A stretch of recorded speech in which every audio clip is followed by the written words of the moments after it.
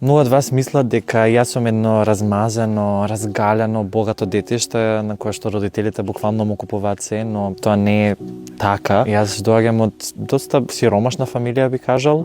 Сега, фала Богу, сме на многу по-добро место. Моите застана на нозе финансиски, ја застанав на нозе финансиски и знам дека има многу полошо од ова, знам дека има многу подобро од ова и едно нешто е најважно, а тоа е да не се срамиме од тоа што сме. Јас не можам да избегам од ова.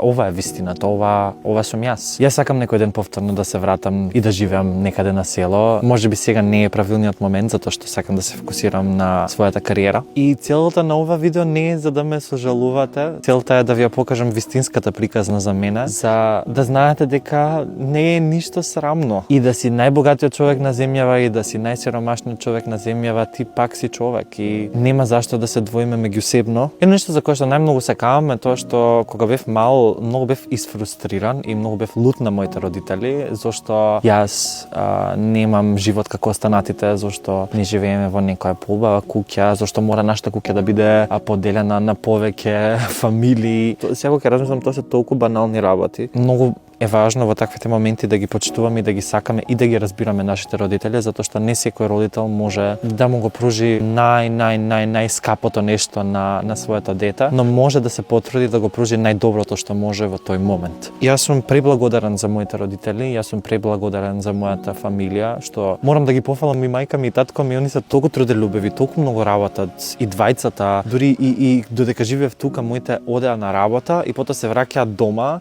и одеа на нива и се прибира во 9-10 навечер. Мислам, тоа е навистина многу и верувам дека истоштува. Цени го тоа што го имаш во моментот и биди благодарен за се, затоа што само така можеме да ја сватиме вредноста на животот.